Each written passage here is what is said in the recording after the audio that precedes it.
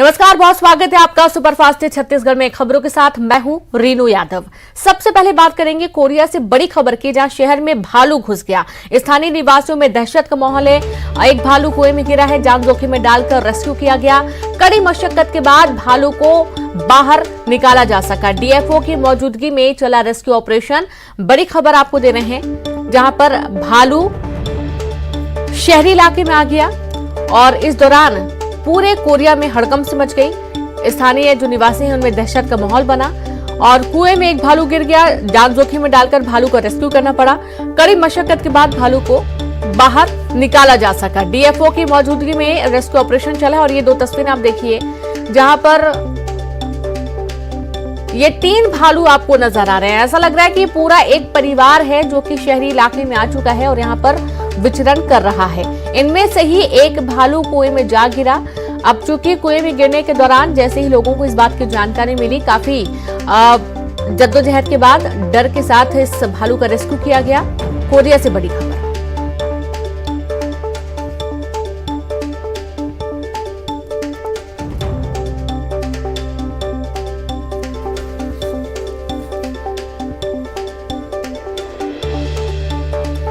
और ज्यादा जानकारी के साथ संवाददाता युगल लाइव जुड़ गए हैं। युगल, देखा जा रहा है कि भालू, ऐसा लग रहा है देख के जैसे कि पूरा एक परिवार है जो कि शहरी इलाके में आ चुका है। युगल, देखिए रेणु, कोरिया में मनेंद्रगढ़ में इस जो है बीते 1 सालों से भालू के हमले हैं वो काफ़ी बड़े हैं और लगातार देखा ये भी जा रहा था कि शहरी क्षेत्र में भालू लगातार घुसपैठ जो है वो कर रहे थे। और बड़ी बात यह है कि ये इसमें दो भालू के शावक हैं और एक मादा भालू है। और ये अचानक जब मनेंद्रगढ़ के बस्ती में घुसे तो एक निजी जो है उस व्यक्ति के कुएं में ये गिर गया। उसके बाद वन अमले को उसकी सूचना दी गई। वन अमले की टीम ने अपनी जान को जोखिम में डालते हुए भालू का रेस्क्यू किया, क्योंकि देखिए शावक है दो, जब भालू के साथ अगर कोई शावक हो तो भालू काफ़ी आक्रामक होता है और ऐसे में जिंदा भालू का अगर रेस्क्यू करना है तो किसी खतरे से कम नहीं। लेकिन वन महकमे की जो टीम ने भालू का जो रेस्क्यू है वो बड़ी जोखिम के साथ किया और भालू को लगभग 12 बजे रात को है वो निकाला जा सका। ये तस्वीर बता रही है कि कोरिया क्षेत्र में किस तरह से वन्य जीव है वो अच्छे से फल फूल रहे हैं और उनकी जो आबादी है वो काफ़ी बढ़ रही है। तो एक समृद्ध वन का क्षेत्र है और लगातार जिस तरह से देखा जा रहा है कि भालू के हमले भी कोरिया क्षेत्र में बढ़े हैं और साथ ही साथ लगातार भालू है वो भी घुसपैठ कर रहा है। तो जो वन महकमा है उसने चेतावनी भी दी है कि जब इस तरह की स्थिति हो तो लोग घरों पर रहें ताकि भालू के सीधे सामने ना आए। जब भालू, इससे पहले भी कोरिया में 5 लोगों की मौत हुई थी भालू के हमले से। अभी इस घटना को 1 वर्ष भी नहीं हुए हैं।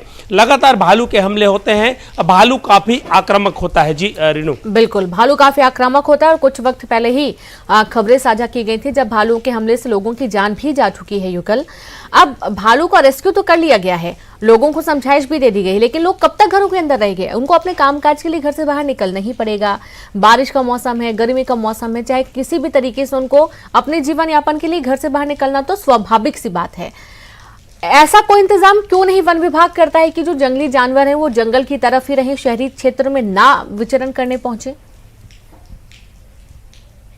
देखिए रेणु, लगातार जो है इंसानों की दखल है वो वन परिक्षेत्र की ओर बढ़ रही है। जो जंगलों में उद्योग लग रहे हैं, इसके साथ ही घुसपैठ लगातार बढ़ रही है।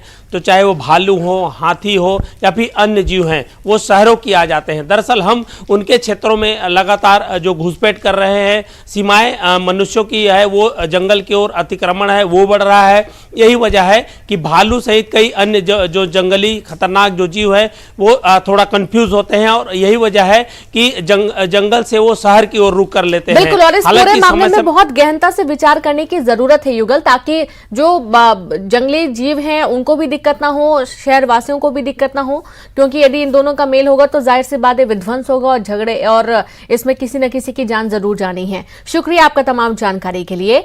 तो एक बार फिर से आप ये तस्वीरें देखिए। पहले ये 2 तस्वीरें आपको जो दिखाई जा रही हैं, एक तस्वीर है देर रात के अंधेरे के वक्त की, जब भालू, जैसा कि युगल बता रहे हैं कि एक मादा भालू है और उसके साथ उसके 2 बच्चे हैं। अब जब बच्चे साथ में रहते हैं किसी भी जंगली जानवर के, तो उस वक्त वो ज्यादा आक्रामक होते हैं। उनको डर रहता है कि शायद उनके बच्चों को कोई नुकसान न पहुंचा दे, और यही कारण है कि हमले के डर से जो ग्रामीण वासी हैं वो डरे हुए हैं, घर से बाहर नहीं निकल पा रहे हैं। और इसी बीच एक हादसा हुआ कि एक भालू का बच्चा कुएं में जा गिरा और बहुत डर के साए में उसका रेस्क्यू किया जा सका। और अब बात करेंगे रायपुर से बड़ी खबर की। बस्तर में भारी बारिश की चेतावनी जारी कर दी गई है। बस्तर संभाग में भारी बारिश हो सकती है। 9 दिनों से लगातार बारिश हो ही रही है। प्रदेश के कई जिलों में शनिवार रात से भी बारिश हो रही है। भारी बारिश से जनजीवन अस्त व्यस्त बना हुआ है। तो बारिश चूंकि अभी भी लगातार हो रही है और मौसम विभाग का यह भी कहना है कि बस्तर संभाग में जोरदार बारिश हो सकती है। जोरदार बारिश की संभावना व्यक्त की गई है। संवाददाता युगल लगातार जुड़े हुए हैं। युगल, आप लगातार बारिश तो हो ही रही है, बस्तर संभाग में मौसम विभाग का कहना है कि अभी और बारिश होगी, यानी कि परेशानी और अभी बढ़ने वाली है। देखिए रेनू, अगर हम पूरे मानसून बारिश की बात करें तो बस्तर संभाग में जमकर बारिश हो रही है। 9 दिन हो गया है, अनवरत है वो बारिश है, वो जारी है। और सबसे अधिक बारिश है पूरे छत्तीसगढ़ में। बस्तर संभाग के बीजापुर में 150% अधिक बारिश है वो दर्ज की गई है। बस्तर क्षेत्र के कद्दावर जो आदिवासी नेता है मंत्री कवासी लखमा है, उन्होंने पैदल कई गाँव का जो है दौरा किया है, भ्रमण किया है। साथ ही साथ 3 जो नदी नाले हैं उन्हें पार करके उन ग्रामीण से भी मुलाकात की है जो बाढ़ से प्रभावित हैं। 5 से 6 हजार ऐसे लोग हैं जो कोंटा के गांव में फंसे हुए हैं। उनका जिला मुख्यालय से संपर्क है वो कटा हुआ है। पूरे छत्तीसगढ़ में अभी भी कई जिलों में बारिश हो रही है। राजधानी रायपुर में बीती रात से जो बारिश है रुक रुक कर हो रही है। इसके अलावा बस्तर संभाग के लिए फिर से चेतावनी जारी किया गया है। मानसून बस्तर संभाग में मेहरबान है, लेकिन अगर हम बात करें कि मध्य छत्तीसगढ़ और खास करके उत्तर छत्तीसगढ़ के 3 जिले ऐसे हैं, सूरजपुर, बलरामपुर और जसपुर, यहाँ पर बारिश अभी भी हो नहीं पा रही है। 60 से 70% कम बारिश हुई है बीते वर्ष की तुलना में। अभी भी किसानों को मानसून का इंतजार है, खेती किसानी का काम है। बस जो है उत्तर छत्तीसगढ़ में पूरी तरह से प्रभावित हो रहा है। अगर वहां उन क्षेत्रों में बारिश समय पर नहीं होगी तो उत्पादन है, फसलों का उत्पादन है, उसका जो है काफी प्रभावित होगा। छत्तीसगढ़ में अमूमन 12 ऐसे जिले हैं जहां पर सामान्य वर्षा दर्ज की गई है। 3 ऐसे जिले हैं जहां एक्सेस भारी बारिश दर्ज की गई है और 3 ऐसे जिले हैं जहां पर बिल्कुल भी जो औसत बारिश है वो नहीं हुई। अभी भी मानसून का इंतजार है, बारिश का इन जिलों में इंतजार है, लेकिन बस्तर क्षेत्र में अभी भी भारी बारिश की वजह से जनजीवन पूरी तरह से अस्त व्यस्त है। रेणु जी बिल्कुल, बहुत शुक्रिया आपका युगल जानकारी के लिए। आप लगातार बने रहे, आगे भी आपसे जानकारी लेंगे। तो अस्त व्यस्त तो जीवन है ही, तो वहीं दूसरी तरफ अब रुक करेंगे रायपुर से खबर का, जहां कांग्रेस विधायक दल की बैठक आज होनी है। शाम 7 बजे होगी विधायक दल की बैठक। राष्ट्रपति चुनाव को लेकर बनेगी रणनीति, कैसे करना है मतदान, इस पर भी चर्चा होगी। तो चूंकि राष्ट्रपति चुनाव है और इस दौरान क्या प्रोसेस होता है, किस तरीके से मतदान करना है, इसको लेकर चर्चा होगी। और कांग्रेस विधायक दल की आज जो बैठक होने वाली है शाम 7 बजे, और इस बैठक में राष्ट्रपति चुनाव को लेकर रणनीति तय की जाएगी। बड़ी खबर रायपुर से और संवाददाता युगल लगातार जुड़े हैं। युगल, आज कांग्रेस विधायक दल की बैठक होने वाली है, क्या कुछ जानकारी इस बैठक के दौरान? देखिए रेणु, महत्वपूर्ण बैठक है। कांग्रेस विधायक दल की बैठक होगी मुख्यमंत्री निवास में शाम 7 बजे ये बैठक होगी। 2 महत्वपूर्ण विषय हैं। सबसे बड़ी बात यही है कि कल राष्ट्रपति के चुनाव होना है, उसमें किसी तरह की क्रॉस वोटिंग ना हो, उसको लेकर के रणनीति है वो बनाई जाएगी। उसे जो है अलग आने वाले दिनों में विधानसभा का मानसून सत्र है, तो ऐसे में विधानसभा में चूंकि सरकार को घेरने के लिए विपक्ष ने भी रणनीति बनाई है और वो उसको किस तरह से वहां पर जवाब, माकूल जवाब जो सरकार है वो दे, उनके जो प्रश्नों के उत्तर हैं किस तरह से दिया जाए। लगातार जो भाजपा कह रही है कि सदन से लेकर के सड़क तक की लड़ाई वो लड़ रही है। सरकार पर कई तरह के आरोप भी लगाए हैं। तो इन तमाम चीज़ों को लेकर के आज रणनीति है। विधायक दल की जब बैठक होगी कांग्रेस की तो उसमें ये रणनीति बनाई जाएगी और विधानसभा में किस तरह से जवाब देना है उस पर भी रणनीति बनेगी। इसके अलावा सबसे बड़ी बात यही है कि राष्ट्रपति के जो पद हैं उनके लिए भी चुनाव होना है, तो उनको लेकर के जो तैयारियां हैं वो की जाएगी। साथ ही साथ किसी तरह के जो है क्रॉस वोटिंग ना हो, कांग्रेस पूरी तरह से लॉबिंग करेगी और जिस तरह से जो पार्टी का गाइडलाइन हो, सभी विधायक हों, सभी जो कांग्रेस के जो सांसद हैं वो उसी गाइडलाइन के हिसाब से जो है मतदान करें। जी रेणु। जी बिल्कुल, शुक्रिया आपका जानकारी के लिए युगल। तो इस तरीके से अब कैसे मतदान होना है, क्या रणनीति तय की जाएगी, ये भी आपको बताएंगे। रायपुर से खबर है जहां प्रदेश में कोरोना के 505 नए मामले सामने आए। आप देखिए कि कल तक 400 मामले थे, आज 500 से ऊपर मामले हो गए हैं। सबसे ज्यादा दुर्ग में 118 नए मामले हैं, रायपुर में 76 नए मरीज मिले हैं, 238 मरीजों को डिस्चार्ज किया गया है। तो मरीजों की जो संख्या है वो बढ़ रही है, रिकवरी रेट भी ठीक है, लेकिन जब मृत्यु दर धीरे धीरे बढ़ने लगता है तो ये घातक हो जाता है। और जैसा कि कहा जा रहा है कि जो न्यू वेरिएंट है वो बहुत तेजी से फैल भी रहा है। अब चूंकि इसकी आदत आप डाल लीजिए कि हर साल एक नया वेरिएंट आने वाला है और इसे धीरे धीरे ही खत्म किया जा सकता है। बार बार ये कहा जाता है कि आपको प्रिकॉशन लेकर रखना है, आपको पहले से ही तमाम जो सुविधाएं होती हैं वो बनाकर रखनी है अपने आसपास। आपको मास्क का प्रयोग हर वक्त रखना है। जैसे कि कोविड के बहुत कठिन दिनों में आपने एहतियात बरती है, वही एहतियात आपको आम दिनों में भी बरतना है, क्योंकि कोविड कब कहां से फैलने लगता है इसकी कोई जानकारी नहीं मिल पाती है। कभी कहते हैं कि गर्मियों में ज्यादा फैलता है, कभी कहते हैं कि ठंडियों में ज्यादा फैलता है। और आप ये देखिए कि इस बार बारिश के दिनों में कोविड ने दस्तक दी है और ये अब फैल भी रहा है। पूरे देश की बात की जाए तो पूरे देश में लाखों आंकड़े सामने आए हैं और जो मृत्यु दर है वो भी धीरे धीरे बढ़ रही है।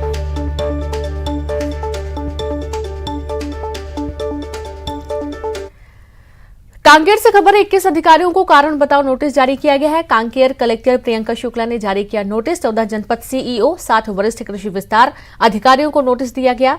गोधन न्याय योजना में गंभीर लापरवाही बरतने का आरोप है। योजना में लापरवाही पर कलेक्टर काफी नाराज है। तो कलेक्टर प्रियंका शुक्ला ने नोटिस जारी किया है। कांकेर से आपको बड़ी खबर दे रहे हैं। नाराजगी भी काफी व्यक्त की गई है। 14 जनपद सीईओ 7 वरिष्ठ कृषि विस्तार अधिकारियों को नोटिस दिया गया है। गोधन न्याय योजना में लापरवाही बरतने के चलते, इस आरोप के चलते ये कार्रवाई की गई है। योजना में लापरवाही पर कलेक्टर काफी नाराज है।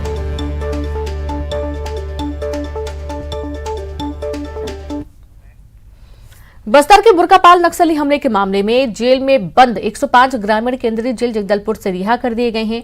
25 अप्रैल 2017 को सुकमा जिले के बुर्कापाल में नक्सलियों के हमले में 25 जवान शहीद हो गए थे। मुठभेड़ के बाद पुलिस ने कुल 121 ग्रामीणों को नामजद आरोपी बनाया था।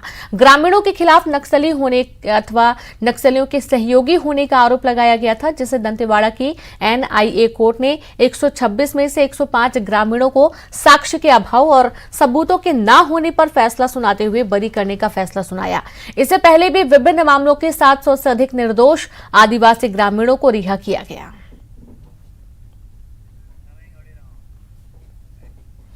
सूरजपुर से बड़ी खबर है, जहां एक मकान में लगी संदिग्ध परिस्थितियों में आग। SCCL जरही के एक मकान में आग लगी, एक की मौत हुई, 2 की हालत काफी गंभीर है। महिला के इलाज के दौरान मौत का मामला सामने आया है।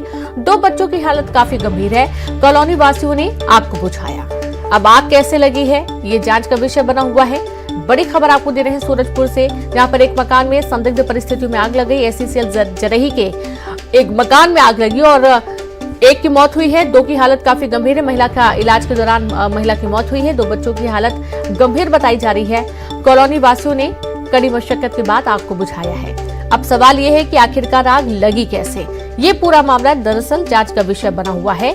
SCCL जरही का ये पूरा मामला सामने आया है। बड़ी खबर है सूरजपुर से।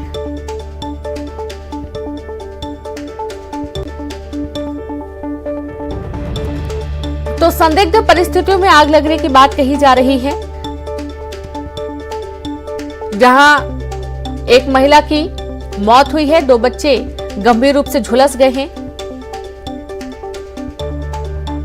कॉलोनी वासियों ने आग को बुझाया और ये पूरा मामला जांच का विषय है कि आखिरकार घर में आग लगी कैसे।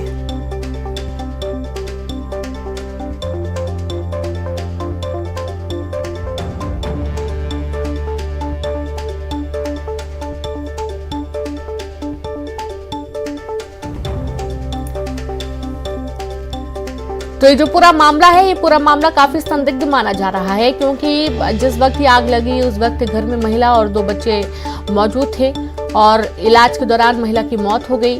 2 बच्चे जख्मी हुए हैं, बुरी तरीके से झुलस गए हैं। क्या ये आग खुद लगाई गई है या फिर यूं कहें कि आग किसी और ने लगाई है या कोई हादसा हुआ है? चूंकि महिला पूरी तरीके से जल गई, जो कॉलोनी वासी हैं वो मौके पर पहुंचे, आग को बुझाया गया, काफी सामान भी जल गया। पूरा मामला काफी संदिग्ध मानते हुए इस मामले की गहनता से जांच की बात कही जा रही है। बड़ी खबर आपको दे रहे हैं सूरजपुर से और संवाददाता वरुण राय जुड़ गए। वरुण, पूरा मामला क्या है? काफी संदिग्ध ये पूरा घटनाक्रम सामने आया है। जी रेणु, ये संदिग्ध इसलिए पूरा मामला है क्योंकि जो एससीसीएल कर्मचारी है वो देर रात की पाली के लिए खदान ड्यूटी में गया हुआ था और बाहर से ग्रिल जो है वो बंद थी और पड़ोसियों ने जब देखा कि खिड़की से धुआं बाहर निकल रहा है, पड़ोसियों ने तत्काल ग्रिल का ताला तोड़ा और घर के अंदर किसी तरह से दरवाजा तोड़ के जब अंदर घुसे तो देखे बेडरूम में आग लगी हुई थी। और चूंकि जो एससीसीएल कर्मी है केवल उसकी पत्नी और 2 बच्चे ही घर के अंदर थे, दोनों बच्चे की उम्र 5 साल और 7 साल की है। तो ऐसे में जो महिला थी उसकी पत्नी वो कम से कम 70% जल चुकी थी। बेडरूम को किसी तरह से बुझाया गया, बुझाने के बाद महिला को जब स्थानीय अस्पताल ले गया उसके बाद तत्काल उसे अंबिकापुर के लिए रेफर कर दिया गया, जहां रास्ते में ही महिला की मौत हो गई और 2 बच्चे जो गंभीर रूप से घायल है उसे अंबिकापुर के अस्पताल में, निजी अस्पताल में भर्ती किया गया। फिलहाल दोनों का इलाज जारी है। और जिस तरह से आग लगी है, बाहर में ग्रिल में ताला लगा हुआ था, इसी को देख के पुलिस फिलहाल तो आग का कारण नहीं जान सकी है। विवेचना में भड़गांव पुलिस फिलहाल जुटी हुई है। जी बिल्कुल, शुक्रिया आपका जानकारी के लिए। तो अब इस पूरे मामले में काफी संदिग्ध पूरा मामला माना जा रहा है और अब पुलिस गहनता से इस पूरे मामले की जांच में जुटी है। नेशनल हेराल्ड मामले में कांग्रेस के राष्ट्रीय अध्यक्ष सोनिया गांधी से पूछताछ के विरोध में कांग्रेस 21 तारीख को देश भर में ईडी दफ्तरों का घेराव करने जा रही है और इस कड़ी में रायपुर में प्रदेश कांग्रेस ईडी दफ्तर का घेराव करेगी। प्रदेश को लेकर जिला अध्यक्षों की बैठक हुई, जिसमें प्रदेश प्रभारी पीएल पुनिया, सीएम भूपेश बघेल और प्रदेश अध्यक्ष मोहन मरकाम समेत अन्य प्रमुख नेता मौजूद रहे। बैठक में मिशन 2023 पर मंथन हुआ। अध्यक्ष श्रीमती सोनिया गांधी जी को 21 तारीख को उन्होंने बुलाया है और इंटरोगेशन के लिए। वो कितने दिन चलेंगे ये हमें कुछ पता नहीं है, तो उसी के विरोध स्वरूप 21 तारीख को ईडी ऑफिस के सामने धरना होगा और 22 तारीख को हर जिला मुख्यालय पे इस पे धरना दिया जाएगा। केंद्रीय एजेंसियों को इस ढंग से दुरुपयोग कर रही है।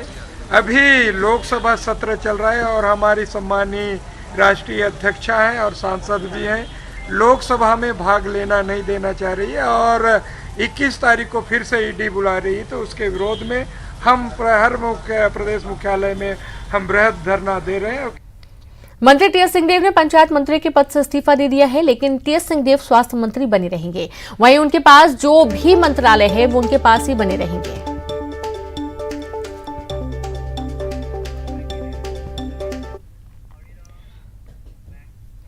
और चलिए अब देखेंगे टॉप